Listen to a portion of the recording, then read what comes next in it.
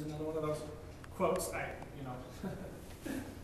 don't know if anyone's met President Davies before. He's an interesting guy. He's originally from Scotland. So when I was writing his testimonial, he has this cadence to the way that he speaks, right? I love the accent. And I just keep writing and writing and then realize, oh, I don't want to paraphrase for the guy, so now I have to put it all in there. And it became more than what I had originally anticipated.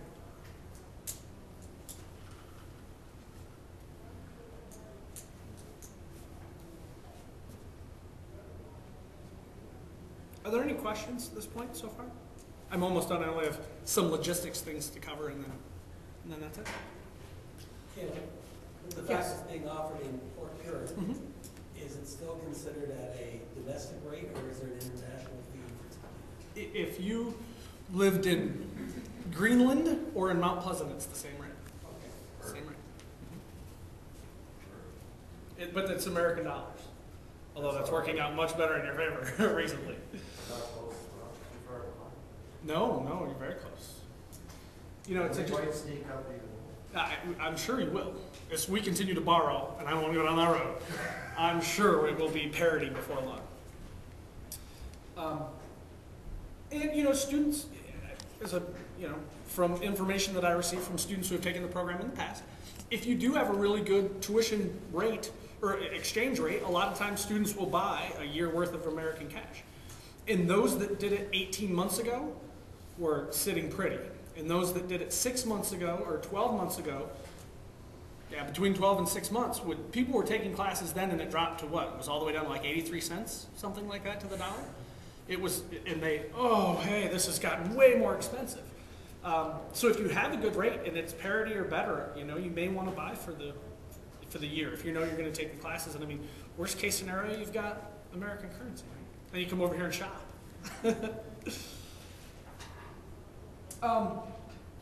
Okay. Registration is done automatically. Once you start the program, you don't have to worry about the next class. Your schedule will be laid out 1 year in advance. You'll know what classes you have to take and what weekends they'll appear on, so you can schedule the rest of your life. All right? But you're automatically registered for each one of those classes unless you go in and unregister yourself. And that's the important thing. So before that first weekend, if you're not going to be able to make the class, if you're in the cohort, you want to say, I'm not going to be able to make it this time. And then we'll deregister you. I mean, that's no problem. And you can do that online through the student learning portal or the student portal, or you can just call Melissa and have it done that way too. Whatever's easiest for you. But again, after polling the students and doing this for a long time, we found that most students would rather just say, register for me in the next class, than have to go through the entire process of going in, logging in, finding what class it is in the huge class schedule list, right? Making sure that you're registered for the right course, you know, all of those type of things. So they found that it's easier if we just maintain it. You have 2 advisors. Kathy Meze will be your advisor here. We consider this an Ontario cohort, even though it'll be delivered in Michigan. So this is Ontario. And she'll be here. She can come here to Lambton if she needs to work with you. And then we have one on main campus, his name is Steve Rellinger, which you're more than happy to come see if you'd like. But most of the things that he does is by email and phone. So, and again, your program plan will be laid out for you. There's not a lot of discussion with advisors. Each one of your class instructors will help guide the direction you're going in as far as classroom objectives and learning. So there's not a lot of need for the academic advisors, but if you wanted to, you could. Entirely up to you. Okay. No admission tests. No admission tests to get into the program, so you don't have to worry about a GMAT or a GRE. As I mentioned briefly earlier, 2 of the things that we found that make students the most successful in cohort programs, especially being away from the university, trying to bring the most valuable resources. 2 of them. The online library services, as well as the writing center. Okay? And I feel bad, right? I'm the marketing guy that has to wear the clothes and come up here and give the presentation. But as a student who's gone through the program, I can tell you, as doing research, and I did the thesis option, and even in all of my classes, the library resource is incredibly invaluable. Any book, any research, anything that's out there that's been studied can be at your doorstep in roughly 24 to 48 hours. And it's all free. You never have to pay for any of it. Obviously, I have to ship it back, but just to get it to you. And there are full-time librarians there to help you 24 hours a day. Whenever you need to do your research, it could be 3 in the morning on Sunday or 2 in the afternoon on a Friday, right? Whatever. And whatever topic that you're looking for. To give you a real brief anecdotal story, I'm in education, right? I worked at Michigan State prior to coming to Central.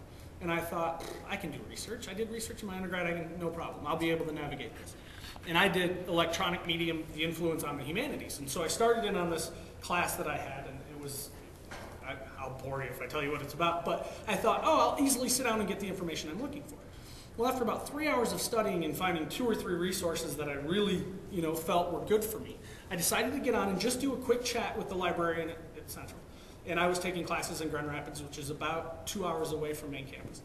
And I said, this is what I want to do. And they said, well, it's a little bit big of a topic. What are you really interested in? What are you trying to get at? And so we talked about it a little more, and they helped me, kind of hone my ideas a little bit in the first place, and then sent within 10 minutes a list of resources that they said, you may want to check this out. So I got some books that were sent to me. Some of them were online journals or journal articles that I could look at immediately. Others they photocopied and sent to me. And not all of them did I use, but it cut my research time by a 10th. And I didn't realize how valuable they were. So it's one of those resources that if you decided to go through it, you're already paying for the tuition, so you might as well do it. The same thing with the Writing Center. The hardest part about the Writing Center is you have to have your paper done 2 days in advance before you have to turn it in, right? But you send it off to them, and they'll work with you in correcting, do you want your syntax reviewed, or are you just looking to make sure everything is cited properly? But again, use those resources. Some people say they become better writers because they find habitual mistakes that they make, right? It's not just about, learning, again, those how the Ontario system works. It's about becoming a more well-rounded, educated individual. And part of that is, partaking in all of the different facets that a university provides. And even though you won't be at our university, take advantage of as many of those as you possibly can. And hey, let's say you have the time and you want to read, Dan Brown's latest novel. You can check that out too. So, okay. So, Caleb, you're Yes. sent directly from CMU? We're part of a university network system. Or they're sent from Port Huron? The textbooks Yeah. will be sent from CMU's main campus. But we're part of a national university system, so if we don't have it, and University of Florida has it, they'll ship it out to Central. And then we ship it back to Florida? You can ship it back to Central, if you'd like, to CMU Mount Pleasant. And then we'll cycle it through the process. So, whatever's easiest. Okay. Here's my scare speech. And there have been, in the States, I guess, more than Canada, a lot of what we call private for-profit proprietary universities that have kind of not helped the credibility of higher education, right? And my director is very adamant that I speak about this particular slide. Just because it's delivered in a convenient, flexible format doesn't mean that it'll be an easy program by any stretch.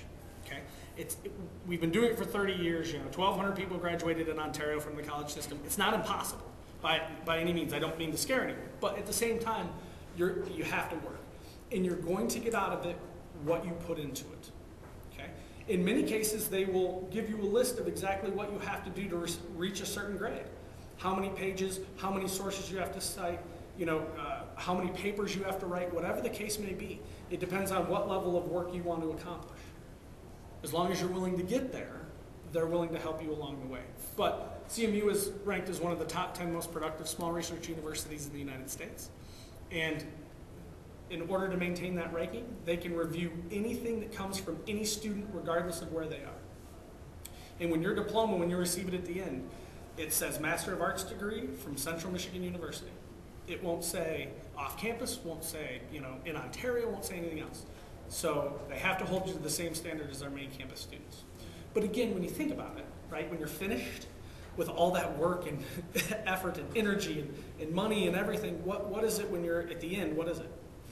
It's a piece of paper, right? But that piece of paper is only representative of the knowledge that you gain. So, and we can't have, our alumni would not be very happy with us if we if we didn't make sure it was a rigorous process. We use Blackboard. You will use Blackboard some, again, for that one online class, right? And then also you will use Blackboard for, if the professors will often now post, learning packages to your Blackboard shell, so you don't have to pay for them, which is nice. And you don't have to go out and buy them, and then you just download them and print them off if you want to print them, or you read them online, whatever the case may be. From my understanding, you guys use Angel, which was recently bought by Blackboard, right? And WebCT, we were joking earlier, it's the Microsoft of online learning now. They own everything. Or Google, I guess.